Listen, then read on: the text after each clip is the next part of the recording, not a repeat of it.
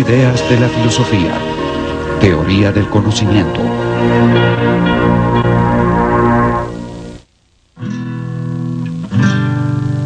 Detente por un momento y piensa en algo que para ti sea cierto. Un hecho indiscutible. Por ejemplo, que la lluvia cae del cielo. El nombre de tu madre. Que los cisnes son aves. O que Dios existe. Luego piensa, ¿cómo llegué a conocer estos hechos? ¿Dependo de mis sentidos para confirmar que algo sea cierto? ¿Son estos absolutamente confiables? ¿Dependí de alguien más para obtener esta información? En tal caso, ¿cómo obtuvo la información esa persona? Pregúntate a ti mismo, ¿qué significa realmente saber algo? ¿Cómo puedo saber que lo sé? ¿Cuándo puedo estar completamente seguro de que mis creencias sobre el mundo están bien justificadas? ¿Es lo mismo ver que creer?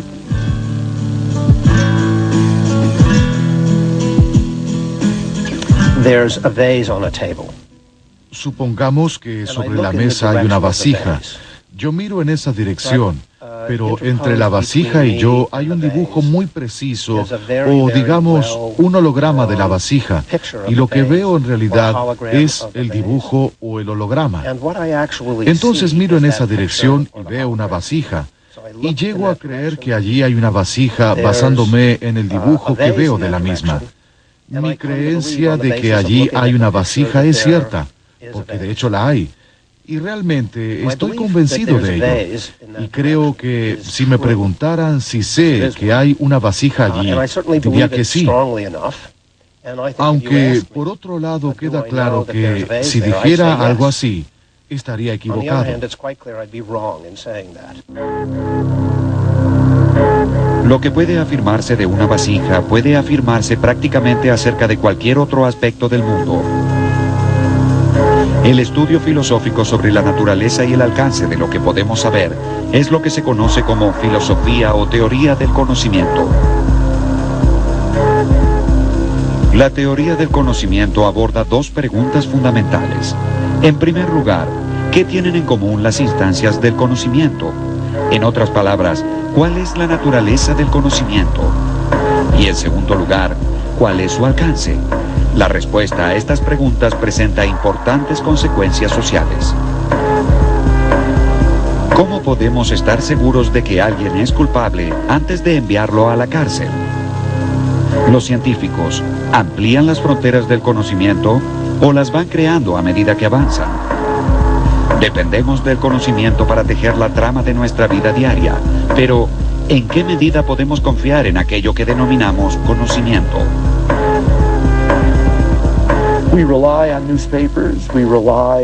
Dependemos de los periódicos, dependemos de la Internet, dependemos de todas estas cosas.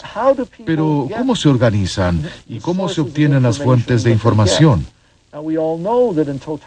Como bien sabemos, bajo un régimen totalitarista, las personas están expuestas solamente a fuentes de información pública que fueron previamente aprobadas por los dictadores, que eligen a quienes se encargarán de restringir estas fuentes para satisfacer sus propios fines. La primera pregunta con la que debe enfrentarse la teoría del conocimiento es, ¿qué queremos decir cuando afirmamos que sabemos algo? No creo que sea muy extraño decir que el perro distingue o conoce la voz del amo. Solemos decirlo. Creo que podríamos decir que la puerta automática de una tienda sabe que alguien se acerca y por eso se abre. Creo que hasta podríamos decir que un animal puede saber cuándo ha habido otro animal en el lugar por el sentido del olfato. Por otro lado, podríamos decir que Newton conocía la ley de gravedad. Y una de las preguntas que surge es, ¿existe algún concepto común del conocimiento que abarque todos estos casos?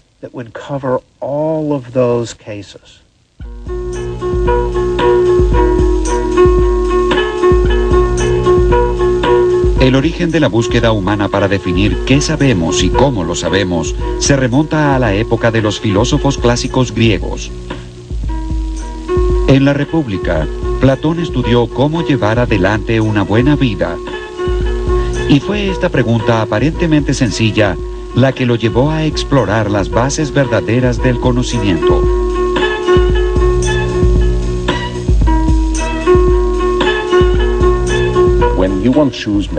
Cuando uno quiere un par de zapatos, va a un zapatero. Cuando uno quiere estar sano, consulta a un médico. Cuando uno quiere saber cómo es posible llevar una buena vida, hay que acudir a un filósofo. ¿Y cómo se funda una ciudad de esa manera? Lo primero que hay que hacer es educar a los niños con ideas, principios y valores correctos, con lo cual es necesario un sistema educativo. Asimismo, se necesita una filosofía de la educación, pero la filosofía de la educación implica una organización social, y a su vez, para que haya una organización social más una filosofía de la educación, es necesario saber qué aprenderán los niños, y para ello es necesaria la teoría del conocimiento. Para enfatizar que lo que sabemos no debe adquirirse de manera accidental, Platón propuso una analogía en la que se compara el conocimiento con la obra de un artista sumamente habilidoso.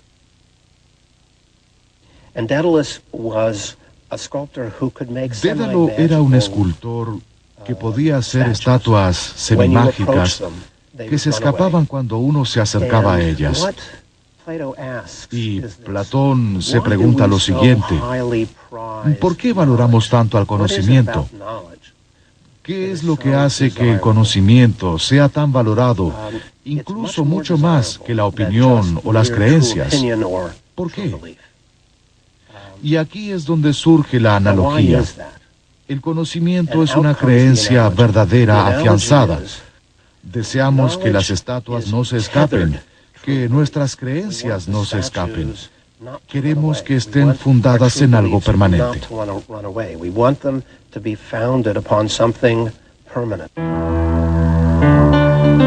La República también contiene la famosa Alegoría de la Línea de Platón.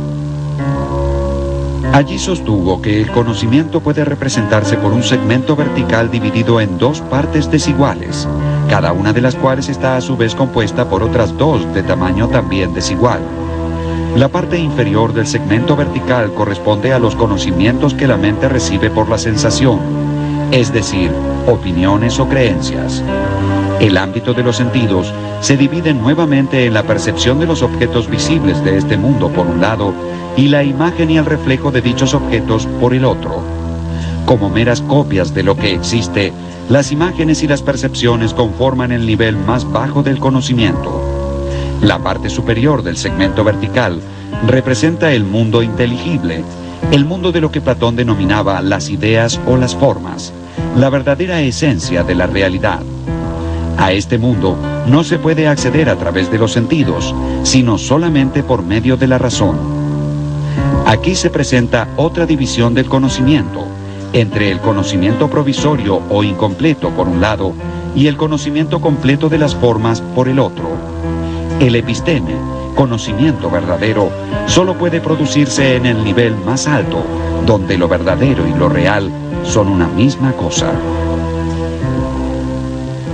Entonces, en ese sentido, este mundo es falso, no es un mundo auténtico o genuino. De hecho, mucho de lo que ahora vemos bajo el concepto de verdad versus mentira es lo que Platón tratará bajo las nociones de auténtico versus falso. Y esta es una importante diferencia tanto en el campo de la metafísica como en el de la filosofía del lenguaje y la teoría del conocimiento. En su Alegoría de la Caverna, Platón ofreció una de las explicaciones más convincentes sobre la relación entre la verdad y la autenticidad. Dijo: imaginemos una caverna en la que hay un grupo de personas atadas de manera tal que no pueden ver qué hay a sus espaldas, es decir, que solo pueden ver la pared del fondo de la caverna. Detrás de ellos hay un muro que los separa de otras personas que están de pie, sosteniendo marionetas por encima del muro. Detrás de estos titiriteros hay un fuego encendido cuya luz se proyecta en la pared del fondo de la caverna. Los prisioneros ven la sombra de los títeres y como es lo único que conocen, piensan que esas sombras son las cosas reales, la esencia del mundo. De hecho, no solo las sombras que ven no son reales, sino que éstas pertenecen a marionetas que tampoco lo son. El presente argumento indica que en el alma de cada uno hay el poder de aprender y el órgano para ello. Y que así como el ojo no puede volverse hacia la luz y dejar las tinieblas si no gira todo el cuerpo, del mismo modo hay que volverse desde lo que deviene con toda el alma, hasta que ella llegue a ser capaz de soportar la contemplación de lo que es, y lo más luminoso de lo que es lo que llamamos el bien.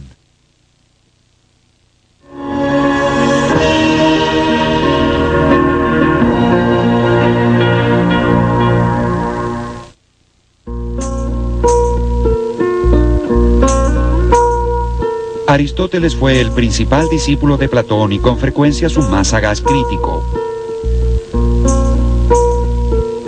Rechazó la teoría de las ideas o de las formas de Platón, ya que las consideraba meras abstracciones de las cosas reales.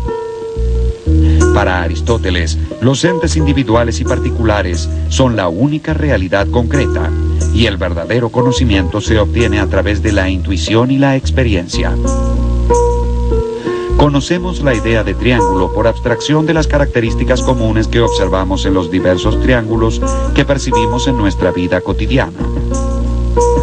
Para Aristóteles, lo real, en última instancia, no son las ideas o las formas, sino los individuos.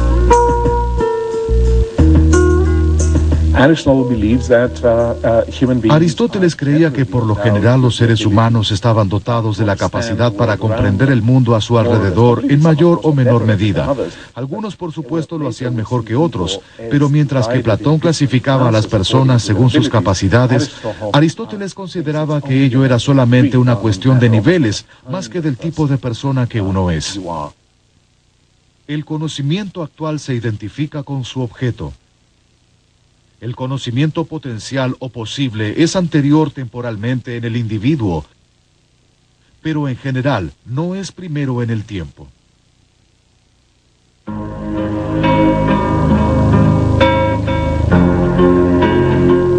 Una característica común de las teorías de Aristóteles y de Platón es que ambas buscan los cimientos sobre los que puede erigirse el conocimiento.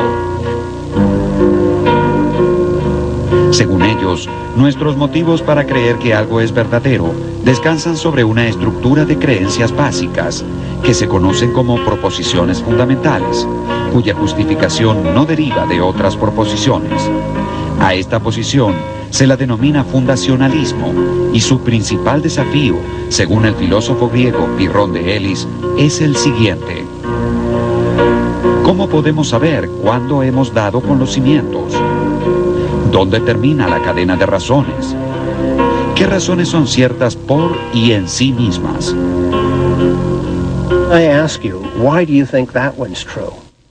Yo te pregunto, ¿por qué piensas que esa proposición es verdadera? Y tú me dices, bueno, no tengo ninguna razón para justificar esa proposición. Y de hecho irás aún más lejos y dirás, no la necesito, ¿no ves que se trata de una proposición fundamental? Y luego el interlocutor puede decir, muy bien, veo que para ti esta proposición es verdadera y no necesitas ninguna razón para ella. Entonces, ¿existe algo en dicha proposición que haga que todas las proposiciones de este tipo sean verdaderas, aunque no haya ninguna razón que las justifique? Algo que nos permita afirmarlas, aunque no tengamos una razón para ello. Es probable que tú digas, bueno, sí, describen mi experiencia sensorial o describen estados mentales a los que tengo acceso, como por ejemplo el dolor. Y lo que un pirroniano hará es preguntarte si tú crees tener acceso infalible a tus estados mentales o a tus sensaciones, y tú podrás responder que sí o que no. Si uno responde que sí, la cadena de razones se detiene. Pero este punto de detención es arbitrario y ya no puede anexarse ningún eslabón subsiguiente. Si uno responde que no, la cadena de razones será ilimitada, en cuyo caso habrá una regresión infinita y su creencia no estará justificada por una proposición fundamental. Si la cadena llegara a cerrarse en forma de círculo, entonces tendríamos un argumento circular.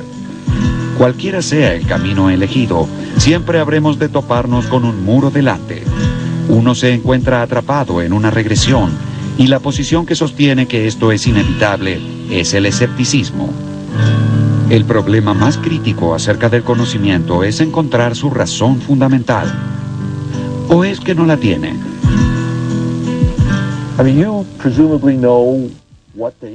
Se supone que cada uno sabe la fecha en que nació. Seguramente tú confías en la veracidad de tu fecha de nacimiento. Bien, ¿qué justifica dicha creencia? Es posible que de muy pequeño, cuando comenzaste a ir a la escuela tal vez, tus padres te hayan dicho cuándo has nacido. Pero, ¿confías en tus padres? Ahora bien, si yo tuviera dudas acerca de mis padres, que desde ya no las tengo, pero si las tuviera, podría verificar el periódico de ese día de la ciudad en la que nací o mi partida de nacimiento y ver qué dicen, ver si coinciden con lo que me dijeron. Pero el punto es que aún verificando la partida de nacimiento, uno sigue confiando en otras personas, porque dicha partida fue confeccionada por otras personas, al igual que el periódico.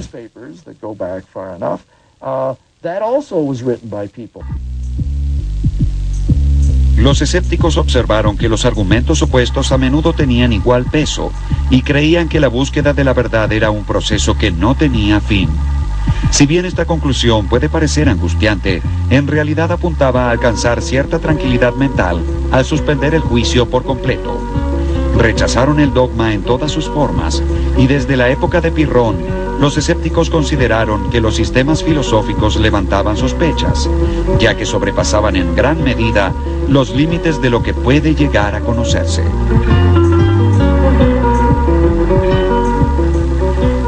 El principio fundamental del escepticismo es contraponer a toda proposición otra proposición de igual validez, ya que como consecuencia de ello abandonaremos todo dogma.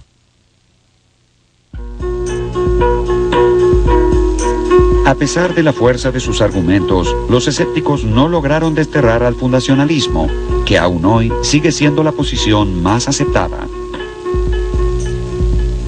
El fundacionalismo puede adoptar distintas formas, como el empirismo, posición que sostiene que el conocimiento se adquiere a través de los sentidos, o el racionalismo, según el cual algunos tipos de conocimiento son innatos. El filósofo francés René Descartes, fundador de la escuela racionalista, afirmaba que hay ciertas ideas fundamentales que residen en el alma desde el nacimiento, tal como los principios fundamentales de la matemática. Para Descartes, el mundo comienza con uno mismo. Todo lo demás está sujeto a la duda. En la filosofía de Descartes, el ser marcará el comienzo de una reconstrucción total del mundo. Desde ya sabemos que se orientará hacia una visión mecanicista del mundo. Descartes creía que todo podía explicarse en términos del tamaño, la forma y el movimiento, y en términos del alma, que es el propio ser, el punto de partida de la reconstrucción. Por supuesto, desde el punto de vista filosófico, esto representó una revolución muy importante, y Descartes tuvo muchos seguidores.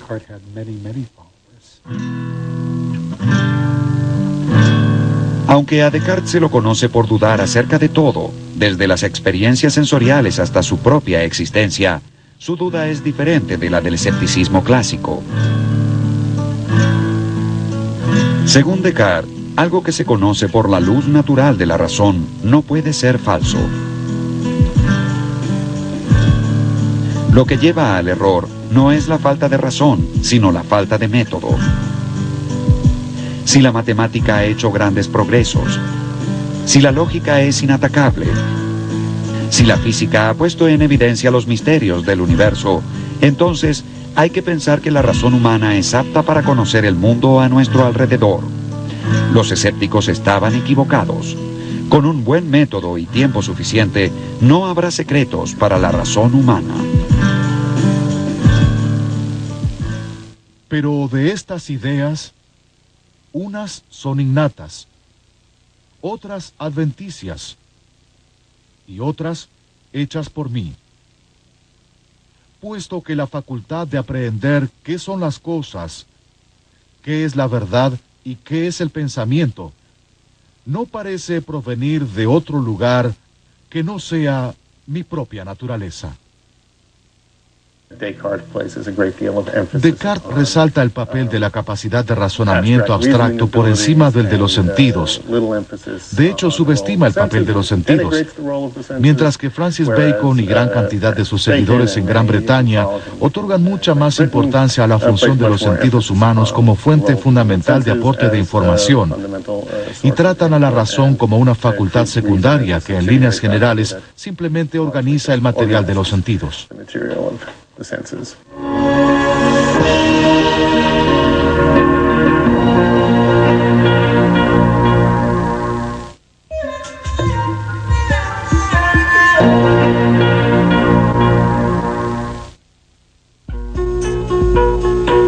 Francis Bacon fue uno de los primeros defensores del empirismo y consideró a los sentidos como los verdaderos cimientos sobre los que habría de erigirse el conocimiento.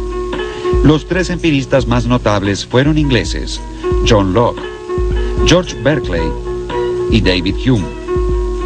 Si bien sus posiciones eran muy diferentes entre sí, todos coincidían en resaltar la fundamental importancia de la experiencia.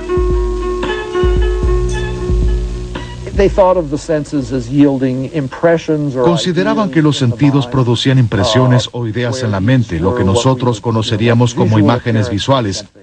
Es decir, que algo se vea de un cierto color y con una cierta forma, y sostenían que estos datos sensoriales eran estados mentales u objetos que se presentan a la mente y están dentro de ella. John Locke fue un enemigo de la tiranía en todas sus formas y se opuso vehementemente a la noción cartesiana de las ideas innatas. Locke sostuvo que si estas verdades generales, como los principios lógicos y matemáticos, fueran innatos, un niño los conocería por sí mismo y no habría necesidad de enseñárselos. Debido a que las ideas innatas no existen, la mente humana se comporta como un papel en blanco que va adquiriendo contenido a través de la experiencia. Según Locke, una idea es toda representación que podamos tener en la mente. Lo que debemos hacer es trabajar con la experiencia y generalizar desde la experiencia. Y por ello hay cosas que nunca podremos saber, y hay otras que solo podemos conocer de manera imperfecta, en la medida en que la experiencia nos las muestre. Obsérvese a un niño desde su nacimiento y se verá cómo con el paso del tiempo, la mente se despierta más y más por los sentidos. Piensa más a medida que posee más materia para pensar. Si se pregunta cuándo un hombre empieza a tener ideas, creo que la verdadera respuesta es cuando tiene la primera sensación. El clérigo irlandés George Berkeley fue el siguiente gran empirista inglés. Al igual que Locke y Hume, Berkeley depositó su confianza en la experiencia sensorial.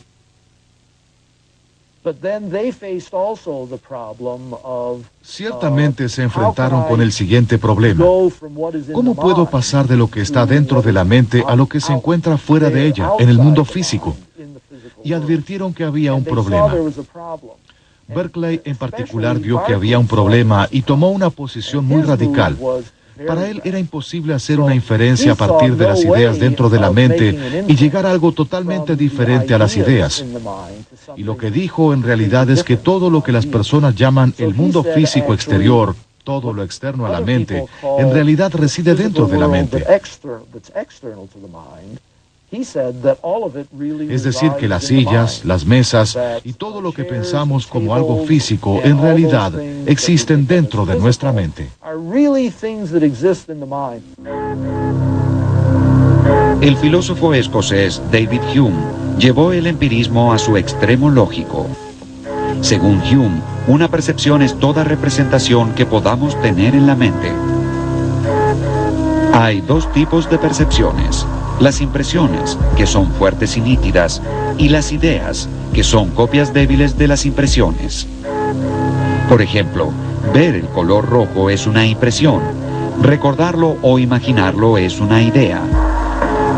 Toda impresión deja una idea como huella, Y toda idea se origina en último término en una impresión. So one kind of impression are sensations. And Hume would take those to be basic. Las sensaciones son un tipo de impresión y Hume dirá que estas son básicas.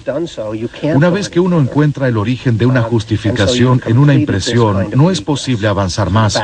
Y entonces se ha completado este tipo de regresión, con lo cual volvemos a la proposición fundamental. Según Hume, hay otro tipo de impresiones, no impresiones del mundo exterior, sino de mi propio estado. Por ejemplo, siento dolor o estoy feliz. Esas cosas son impresiones internas, de mi ser, por así decirlo, impresiones de la mente en sí. Y entonces, nuevamente, es posible encontrar el origen de las justificaciones en impresiones de este tipo. Y entonces, no tiene sentido continuar avanzando. Hume dirá, no es posible seguir avanzando. Hume escribió: la mente es una especie de teatro en el que distintas percepciones se presentan de forma sucesiva.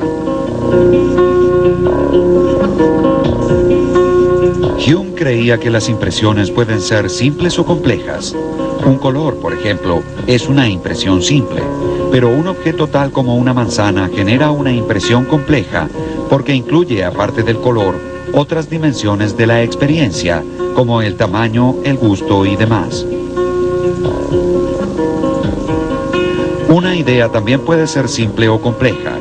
Muchas ideas complejas no se originan en la experiencia, sino que son el resultado de combinar en nuestra imaginación ideas simples o complejas que sí provienen de la experiencia.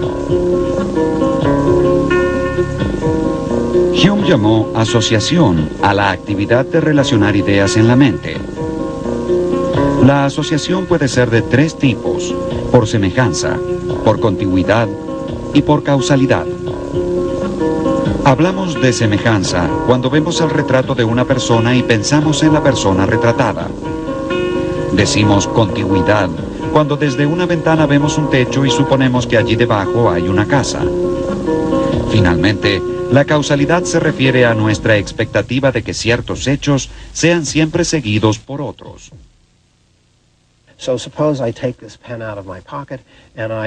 Supongamos que saco esta lapicera de mi bolsillo, abro la mano y la lapicera se cae, y repito esta secuencia una y otra vez. Seguramente pensaré que en este mundo abrir la mano es causa suficiente para que la lapicera se caiga. Y por lo tanto habré de creer no solo que la lapicera cayó en el pasado, sino que lo hará también en el futuro. Un seguidor de Hume preguntaría, ¿es posible que la lapicera no se caiga? ¿Pueden imaginar que la lapicera no se caiga? Yo diría que sí, que puedo imaginar que no se caiga, con lo cual, que la lapicera caiga no es algo a priori. Usted efectivamente prevé que la lapicera va a caerse, pero Hume diría, ¿existe alguna razón para creer que si abro mi mano, la lapicera caerá? Para Hume, la noción de causalidad se reduce a la impresión de anticipación que surge de haber experimentado repetidas veces un hecho que siempre es seguido de otro. Si bien podemos relacionar mentalmente hechos cotidianos, como por ejemplo que los relámpagos preceden a los truenos o que los virus producen enfermedades, no es posible probar la conexión necesaria entre la causa y el efecto.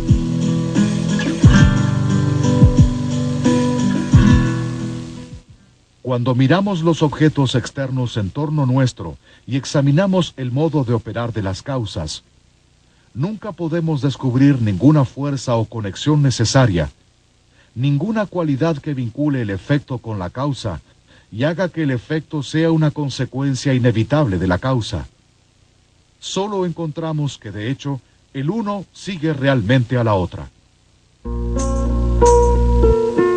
Hume sostenía que si bien podemos anticipar hechos que suceden en una secuencia, no es posible probar la existencia de una conexión necesaria entre ellos.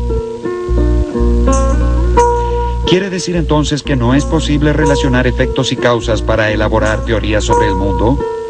En ese caso, ¿qué sucede con la ciencia, una de las incursiones más importantes dentro de la teoría del conocimiento?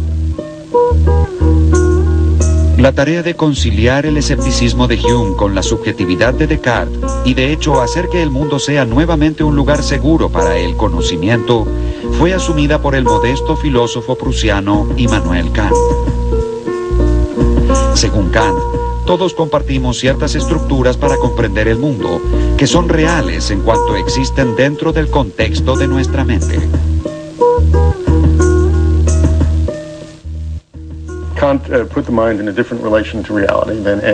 Kant estableció una relación diferente entre la mente y la realidad. Los filósofos que lo precedieron consideraron a la mente como un observador pasivo de la realidad y buscaron la manera de asegurarse de que se trataba de un buen observador pasivo. Kant se enorgullecía de lo que él denominó la revolución copernicana en filosofía.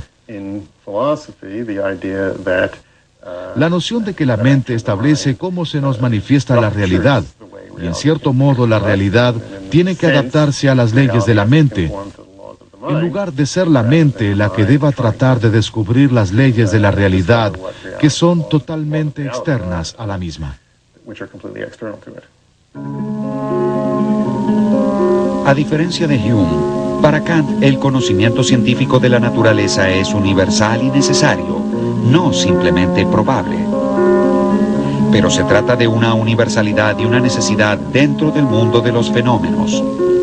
No importa si existe o no en el mundo en sí, ya que no podemos conocer más allá de lo que está en nuestra mente.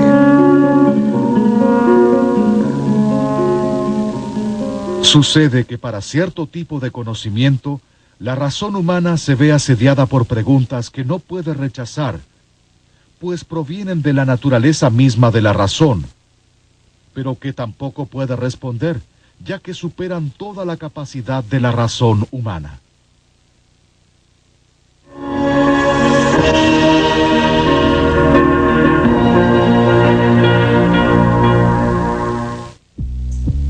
A partir del siglo XX, tuvo lugar una revolución en el campo de la filosofía, a partir de la cual surgió el movimiento que hoy denominamos filosofía analítica.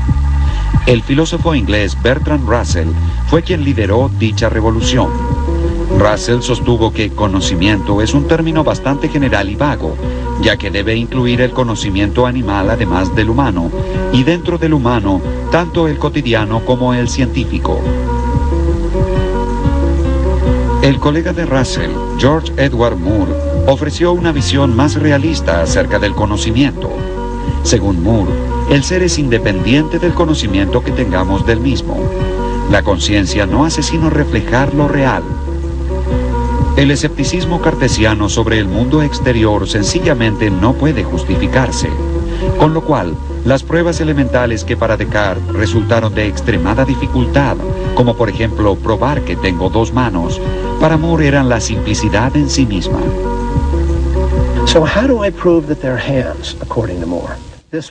Entonces, ¿cómo haría Moore para probar que tengo dos manos? De esta manera, aquí hay una mano y aquí está la otra. Acabo de probar que tengo dos manos. ¿Qué más se necesita? A esta visión filosófica se la conoce como el realismo directo. Es realismo directo en este sentido. Moore piensa que puedo conocer cosas a través de la percepción sin tener la capacidad de comprobarlas. En otras palabras, no necesito siempre un argumento para saber. Es una especie de fundacionalismo que dice, muy bien, tú quieres saber si tengo dos manos. ¿Cómo se hace esto? Abre los ojos y mira. No es necesario dar un argumento para afirmar que tengo dos manos.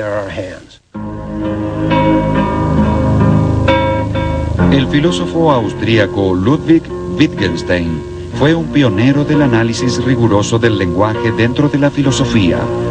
Intentó transferir el concepto de significado del hecho u objeto representado por las palabras al uso que una comunidad dada otorga a dichas palabras.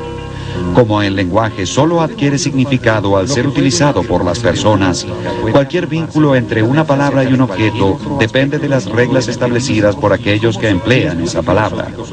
Estas reglas definen lo que Wittgenstein denominó juegos de lenguaje. Sostuvo que los que participamos de un mismo juego de lenguaje podemos utilizar "aquí hay una mano" como una proposición fundamental, es decir, una proposición sobre la cual no puede dudarse en circunstancias normales.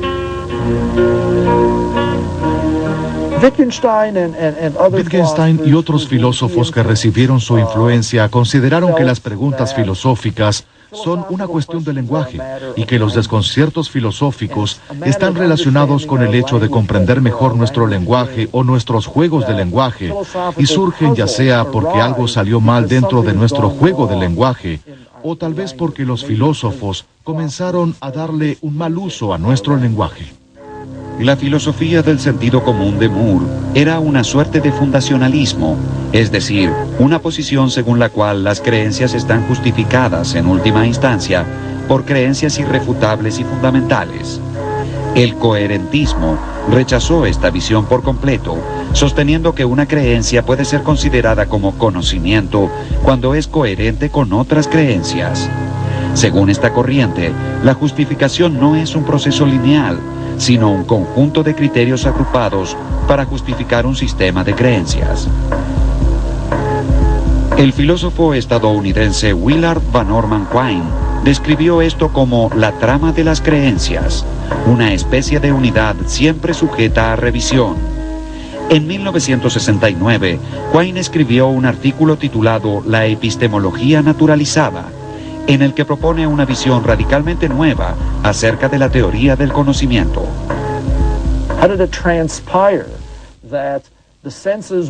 ¿Cómo fue que los sentidos se vieron atacados por ondas de luz y de sonido y en última instancia estas mismas personas que fueron atacadas por la luz y el sonido formularon diversas afirmaciones con las que elaboraron teorías científicas? O si habláramos de creencias, ¿cómo fue que llegaron a creer en una serie de teorías científicas sobre el comienzo del cosmos, el universo o sobre lo que le sucedió a los dinosaurios y demás? ¿Cómo sucedió todo esto? Bien, esa es básicamente una pregunta acerca de cómo funciona la mente, cómo se forman las creencias y las teorías. Con lo cual es una pregunta que compete a la psicología. Y Quine afirmó muy radicalmente que la teoría del conocimiento entonces debía ser parte de la psicología. La totalidad de lo que denominamos conocimiento o creencias, que comprende tanto aspectos sencillos de la geografía y la historia como las más complejas leyes de la física atómica o de la matemática pura y la lógica, consiste en una trama hecha por el hombre que solo afecta a la experiencia de manera marginal. Otro gran desafío para las nociones tradicionales de la teoría del conocimiento fue el breve pero sagaz artículo escrito por el filósofo estadounidense Edmund Gettier. En él se abordó la idea de la creencia justificada con el siguiente argumento. Supongamos que dos personas, el señor Smith y la señora Jones, se presentan a una entrevista laboral. Están afuera de la oficina del jefe sentados uno al lado del otro, y mientras esperan, Smith ve cómo Jones cuenta las monedas que saca de su bolsillo. Tiene 10 monedas. La señora Jones entra a la oficina para tener su entrevista, y en ese momento, el jefe sale y le habla al señor Smith. Le dice que la señora Jones es una vieja amiga de la familia y que por supuesto ella se quedará con el puesto de trabajo. El señor Smith queda muy desilusionado y murmura desconsoladamente para sí. La persona a quien le darán el puesto de trabajo tiene 10 monedas en su bolsillo. Pero supongamos que el jefe hubiese estado bromeando y que en realidad era al señor Smith a quien iban a darle el trabajo. Y supongamos que, sin Smith saberlo, él también tuviera 10 monedas en su bolsillo. Si bien es evidente que la afirmación de Smith, la persona a quien le darán el puesto de trabajo tiene 10 monedas en su bolsillo, es cierta, queda claro también que Smith no sabe que es cierta. Entonces, el señor Smith tenía una creencia justificada y verdadera, pero no conocimiento. Según Gettier, la conclusión inevitable es que el conocimiento debe ser algo más que una creencia justificada y verdadera. Después de Gettier, los filósofos trataron de encontrar una nueva visión del conocimiento. Tradicionalmente, se había adoptado la visión internalista de que lo necesario para proveer una justificación se encontraba disponible para la conciencia. Si bien Descartes y Locke diferían en diversos aspectos, ambos eran internalistas, en tanto que para ellos la justificación se relacionaba con estados internos de conocimiento consciente. El externalismo, en cambio, se relacionaba con los factores externos de una persona. Una de las teorías externalistas que surgieron después de Gettier fue la teoría causal del conocimiento.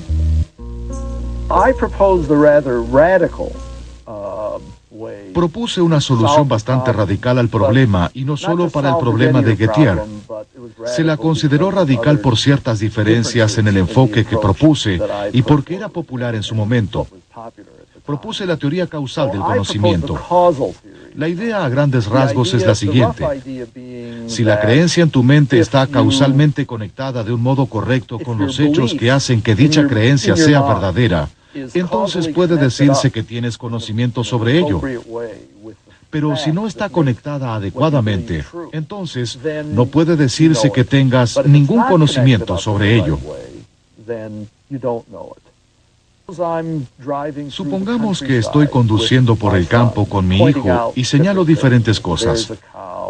Allí hay una vaca, un silo, una granja y un granero. Y tú sabes que estas son cosas comunes y corrientes y que lo que señalé es efectivamente una vaca, un caballo, una granja, un granero y demás. Perfecto. Pero supongamos que aunque ese granero que señalé sea un granero viejo, común y corriente, sin yo saberlo, en dicha localidad hay muchas, pero muchas otras cosas que se parecen a graneros, pero son solamente fachadas de papel maché. Y si uno se acercara más, vería que no son graneros de verdad, sino meras fachadas de papel maché, que desde la ruta se ven como graneros.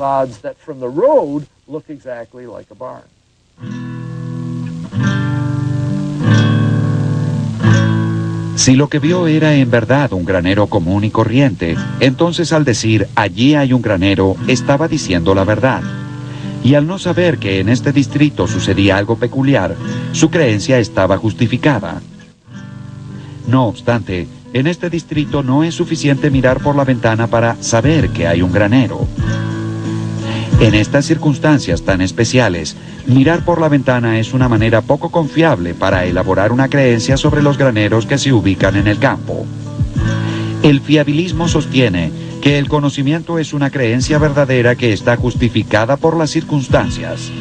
Por ejemplo, el señor Smith no sabía que la persona que tenía 10 monedas en su bolsillo obtendría el trabajo, porque su conclusión de relacionar las monedas con el trabajo no era fiable en esas circunstancias.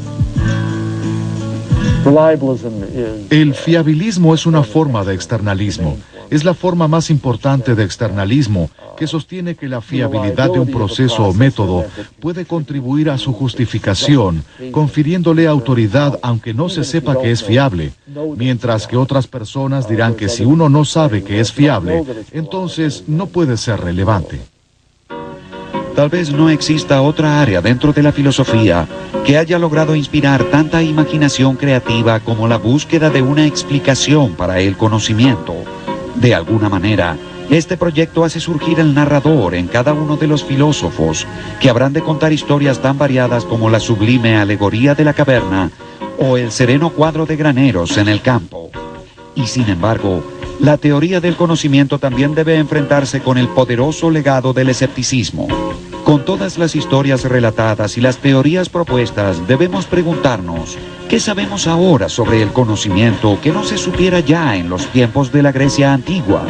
Como escribió Sófocles, ¿cuán terrible puede ser el conocimiento de la verdad cuando la misma es inevitable?